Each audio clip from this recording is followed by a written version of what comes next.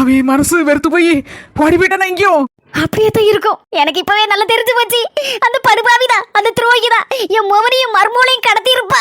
ஆளை வச்சு கல்யாணம் முடிக்க விடாம ஆக்கி போட்டாரே படுபாவி அந்த துரோகி. குழந்தை இனியே நான் பொறுக்க மாட்டேன். அந்த துரோகிக்கு இன்னைக்கு ஒரு பாடத்தை நான் படிச்சு கொடுக்கேன். என்ன மைனி சொல்லுதியா? வண்டி எடுங்க, போலீஸ் ஸ்டேஷனுக்கு போவோம். மைனி மைனி எட்டி பெரட்டி செய்ய ஏக்கோ, கலகம் பிறந்தாதான் நன்மை பிறக்கும். வாக்க போவோம் நம்ம. சின்ன பொண்ணு பட்டு எடுத்துட்டு போனாலும் இந்த போலீஸ் ஸ்டேஷன்ல எடையப்படாது. நம்ம ஆர்டினரி ட்ரெஸ் போட்டாதான் அங்க போய் அதிரடி அமர்க்களம் பண்ணலாம். ட்ரெஸ் மாத்திட்டு எஸ்கேப் ஆயிரும். வாங்க போவோம் போலீஸ் ஸ்டேஷனுக்கு. சும்மா வரலையா? சிறுபடி எனக்கு தலை சுத்துது ஒரு மாதிரி. நான் இங்க இருந்துட்டேன். நீங்க பேசி ஓடியாங்க. எனக்கு ஒரு மாதிரி படபடன்னு வருது. ரூம்ல ஜூஸ் இருக்கு, எடுத்து குடி. சரி நீ போ. என்ன ஏதோ போய் பாரு. என்ன இது கூத்து? பொண்ணதா காணலன்னு பார்த்தா இப்ப கடைசில மாப்பிளையும் காணலையா? என்ன வாயை பிளந்துட்டு இருக்கியா? நாங்க போலீஸ் ஸ்டேஷன்ல போய் கம்ப்ளைன்ட் கொடுக்க போறோம். வாரன்னா வாங்க, வராட்டி போங்க. ஏன் பஞ்சு செல்ல தாயி, என்ன நடக்க போகுதுன்னு தெரியல. வாங்க நம்மளும் இங்க நின்னு என்ன செய்ய போறோம்? பா போலீஸ் ஸ்டேஷன் போவோம். நானும் வரேம்மா. வேண்டாமக்கா, போலீஸ் ஸ்டேஷன் வாசப்படியே மிதிச்சிடக்கூடாது. நீங்க இருந்துக்கா. அதெல்லாம் உட்காந்து பத்தியா நான் உட்காந்து பாடி பேசிட்டு நான் சட்டுன்னு என்ன யாரு நாங்க முன்னேறி பாத்துட்டு வாடியாரோம். என்ன நடக்க போதோ யாது நடக்க போதோ தெரியலையமக்கா. ஏடி உனக்கு ஒரு மாதிரி இருக்குன்னா உங்க அண்ணி வந்து இந்த ரூம்ல வந்து பெரிய ஜூஸ் பாட்டில ஜூஸ் வச்சிருந்தாட்டி போய் குடிச்சிட்டு கொஞ்ச நேரம் பியானோ போட்டு அங்க உட்காந்துறீங்க. சரிம்மா, போலீஸ் ஸ்டேஷனுக்கு போறேன்னு என்னாச்சு யாராச்சுன்னு ஒரு போன் அடியுமா. அதெல்லாம் அடிச்சிருமா. வா செல்லத்தாயி பஞ்சு வா போவோம். வசந்தி துணியை மாத்திட்டு போறாக்கா, நம்மளும் துணியை மாத்திட்டு போவோம். இல்லன்னா அங்க போற இடத்துல அழுக்காயிரும். மாப்ள நாங்களும் போலீஸ் ஸ்டேஷன் போறோம் பாருங்களா. இல்ல பஞ்சா நாங்களே நின்னுக்கிட்டே. உங்க தங்கச்சி வேற தனியா இருந்துட்டு இருக்காளா? ஏன் உன் பொண்டாட்டி இங்க தானப்ப நிக்கா? எல்லா கூட்டமும் இங்க தானே நிக்கி. வா போவோம். ஏ வெள்ளைமக்கா, பைக்கு யாருக்குள்ள இருக்கா? யாருக்குள்ளத? யாரு கண்டா? என்னக்கு இப்படி சொல்லுதா? நாங்களும் உன் மோங்கள பைக்கோ எடுத்து வந்திருக்கீங்க உங்களுக்கு நினைச்சே மண்டபத்துல இருந்ததே. யார் இவ? என் மோவே ஆபீஸ்க்கு லீவ் போட முடியாதுன்னு போயிட்டான் வேலைக்கு. நான் மட்டும் தானே கல்யாண வீட்டுக்கு வந்தேன். ஏக்கா அப்படினா அஞ்சி ஒரு மாதிரி நினைக்காதியா. நான் களவண்டிட்டுலாம் வரல. அங்கட ஒரு பைக் இருந்துச்சு. அந்தால சாவியும் அதுல இருந்துச்சு. ஆத்திர அவசரத்துக்கு எடுத்து வந்துரும். புறவு கொண்டு வச்சிரலாம் தான் எடுத்து வந்தேன். இது நல்லா இல்லக்கா. ஆட்டோ பிடிச்சா 100-150 ரூபா கேட்பான். எவன்ட்ட இருக்கு துட்டு? எல்லாரும் அங்க இங்க ஓடிட்டாளுவா பைக்லயும் கார்லயும். நம்ம எங்க இருந்து ஓட சாட? அதான் பைக்கை தூக்கிட்டு வந்தேன். கொண்டு போய் வச்சிடலாம். பயப்படாதீங்க ரெண்டு பேரும். எனக்கு அந்த பைக்கு முன்னால நீ இருக்குது தாந்து போயிருக்கு, பின்னால நாங்க ரெண்டு இருக்குது. ஏதோ தலைக்கு மேல மிச்சமா இருக்க மாதிரி இருக்கு. செல்ல தாயி, இந்த பைக்குக்கு பேரு ஏணிப்படி பைக். அப்படிதான் எல்லாரும் வச்சிருக்காவா. சூப்பரா இருக்குல்ல? நல்லா பறந்துகிட்டு வர மாதிரி இருக்கு. ஆமாக்கா, நல்ல அளவோல காத்துல பறந்துட்டு வர மாதிரி தான் இருக்கு. என் மரும ஒரு வாட்ட பைக்கை வச்சிருக்கா. அதை வித்துவிட்டு இந்த மாதிரி ஒரு பைக்கை வாங்க சொல்லணும். ஏணிப்படி பைக்கை. கண்ணாடி போட்டதான் நல்ல ஜம்மன் இருக்கு பைக் ஓட்டதுக்கு. ஏக்கா கண்ணாடி போட்டதெல்லாம் சரிதான், பார்த்து எடுத்து ஓட்டு. நம்மளே அவசரத்துல ஹெல்மெட் மாட்டாம வந்துட்டோம். அதெல்லாம் கவலைப்படாத செல்ல தாயி. கொண்டு போய் சியாத்துருவோம் போலீஸ் ஸ்டேஷன்ல. 2 பைக் வாரான். ஊடையில பூந்து பேர் வண்டிதான். ஏ வல்லே மக்கா, அது 2 பைக் இல்ல லாரியாக்கும். ஊடையில கொண்டு விட்டுறாத. போலீஸ் ஸ்டேஷனுக்கு பதிலா மேல போய் சேர்ந்துருவோம். எப்ப இப்பதான் நிம்மதியா இருக்கு. கண்ணாடி கலத்திட்டியா? எப்ப நேர பார்த்து போமா. இப்ப எப்படி போறன்னு மட்டும் பாருங்க. கண்ணாயிரம் அடுத்த கேஸ் அனுப்புப்பா. கடவுளே கடவுளே கடவுளே. அட 4 மணி இங்க நின்னுட்டு இருக்கியா? எல்லாரும் உள்ள போய் வாங்க உள்ள. இப்படி நான் வரல பாத்துக்கோ. எனக்கு காக்கி சட்டையை கண்டாலே கொஞ்சம் கண்ட மாதிரி. நீ உள்ள போ, நாங்க உட்காந்துக்கிட்டேன். அட 4 மணி நீங்க வந்தாதான் பாயிண்ட் எடுத்து கொடுக்க சரியா இருக்கும். என்னால ஒண்ணு எடுத்து கொடுக்க முடியாது. போதல விடுதா. வாரேன் வாரேன். 4 மணி நுழைஞ்சா போலீஸ் ஸ்டேஷன் சும்மா அதிரும்ல. அண்ணா கட்டி சும்மா கிடக்கல. நீ இழுத்து விடுத. பேசாம நான் வெளியே நிப்பேன். வாங்க உள்ள போங்க. வாங்கம்மா உட்காருங்க. என்னடா இது போலீஸ் ஸ்டேஷனா இல்லன்னா ஹோட்டலா? வாங்கம்மா உட்காருங்கம்மா. கொஞ்சம் கூட பிரியாணி இருக்கு, ஃப்ரைட் ரைஸ் இருக்குன்னு சொல்ல. ஐயோ எனக்கு வாய வர மாட்டேங்க. தந்தி அடிக்க காக்கி சட்டனாலே கொஞ்சம் பயம்தான். பரவாயில்ல சார், நிக்கும்.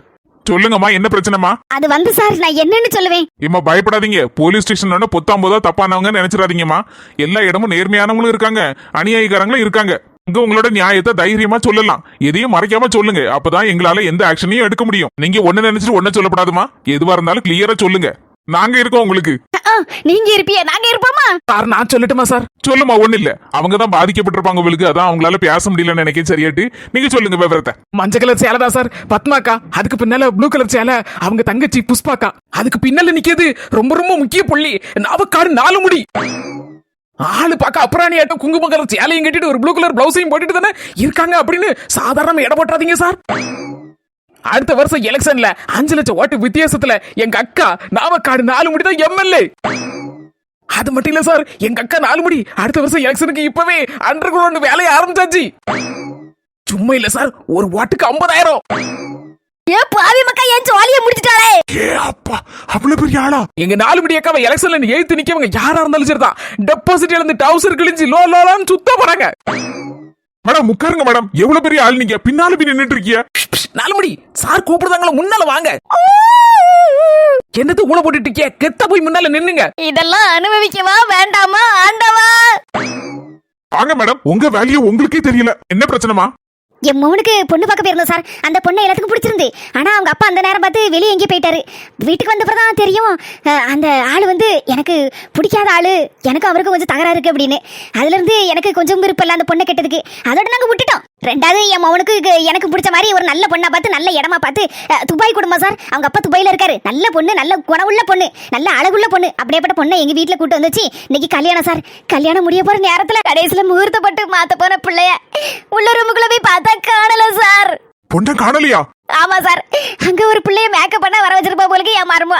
அந்த பிள்ளை சொல்லிச்சு என் கையில கைத்த போட்டு கட்டிட்டு என் வாயில பேண்டடியும் போட்டுட்டு உங்க மருமோ இந்த சன்னலோட சாடி போயிட்டா, இந்த பணம் நகையெல்லாம் தூக்கிட்டு போயிட்டா அப்படி இப்படின்னு சொல்லிச்சு சார். நான் முதல்ல அது கூட உண்மை நினைச்சிட்டேன் சார்.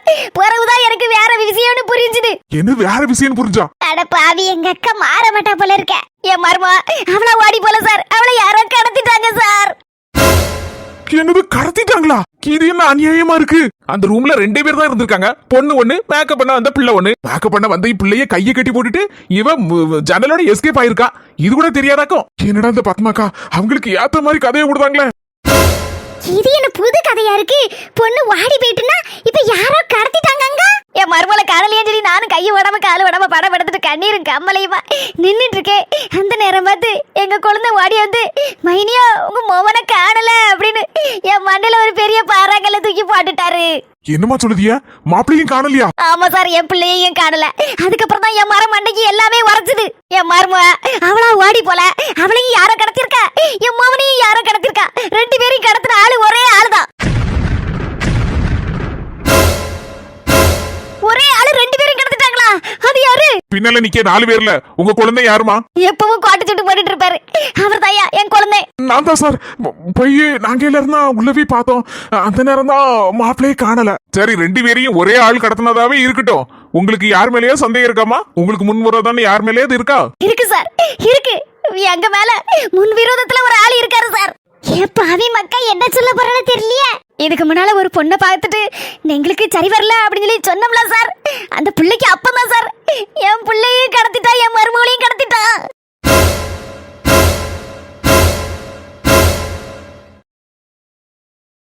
பாவி குடியை கெடுத்து போட்டாலே எங்க அக்கா. என்னென்னமோ சொல்லுதாலடி, இல்லாதது பொல்லாததுமா வாயில வந்தபடி பேசுதால. இதெல்லாம் நியாயமா? அவளுக்கே நியாயமா இருக்க சொல்லு. இங்க என்னைக்கு நாள நியாயம் தாக்க நிக்கும். வருத்தப்படாத காலாதக்க கண்ணீரத்தோட இங்க வந்து அழுதுட்டு இருந்தா சரிப்படாதக்க இங்க தைரியமா நிக்கணும். ஆமாக்கா, நீங்க என்ன வரதாலும் 2 ரவுண்டு பார்க்காம போகப்படாதுக்கா. இவ்வளவு தூரம் ஆன பிறகு அது என்ன பக்கம் உங்க அக்காவுக்கு கேக்கேன்.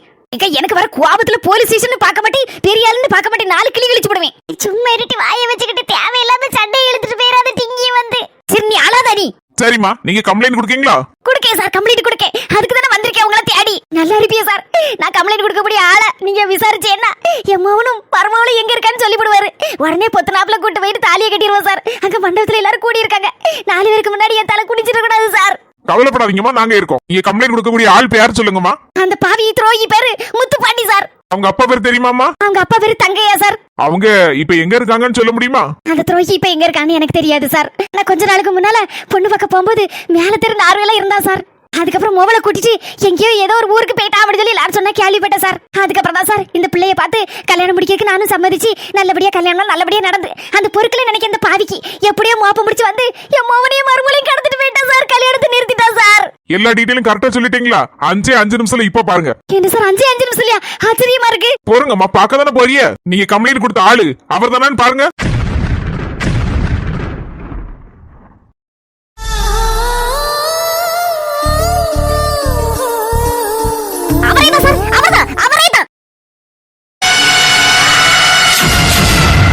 என்ன சார் பாத்துட்டு இருக்கீங்க? புடிச்சு உள்ள தூக்கி வைங்க சார். அதுக்கு முன்னால ஒரே ஒரு क्वेश्चनக்கு மட்டும் ஆன்சர் சொல்லுங்கம்மா. என்ன சார்? எது வரனாலும் கேளுங்க, நான் பதில் சொல்லுதேன். அவங்க இங்க எதுக்கு வந்திருக்காங்கன்னு நினைச்சீங்க? வேற எதுக்கு தப்பு பண்ணிட்டேன் முன்ஜாமீன் வாங்க வந்திருப்பான். என்னம்மா எதுக்கு எடுத்தாலும் அவசரப்படுதிய? அவங்க எதுக்கு வந்திருக்காங்கன்னா அவங்க மொபைலை யாரோ கடத்திட்டாங்களாம், கம்ப்ளைண்ட் கொடுக்க வந்திருக்காங்க.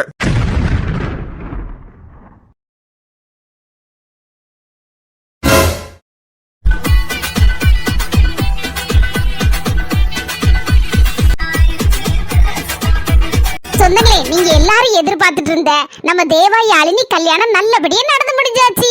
என்னடா இது போலீஸ் ஸ்டேஷன்ல இப்பதானே அடிதடி அமர்க்களமா இருந்துச்சு. மாப்பிளைய காணல, பொண்ணை காணல, அந்த குருவி கூட மண்டையை காணல, யார் கடத்தினா, யாரு என்ன ஆனா அப்படின்னு இவ்வளவு நேரம் விவாதம் நடந்துட்டு இருந்து போலீஸ் ஸ்டேஷன்ல. அதுக்குள்ள எப்படிடா கல்யாணம் முடிஞ்சு அப்படின்னு நீங்க யோசிக்கிறீங்க. நீங்க சொல்றது எங்க காதுக்கு நல்லாவே விழுது. எல்லாரும் நம்ம தேவா யாழினி கல்யாணத்துக்காக ரொம்ப ஆசையோட காத்திருந்தீங்க.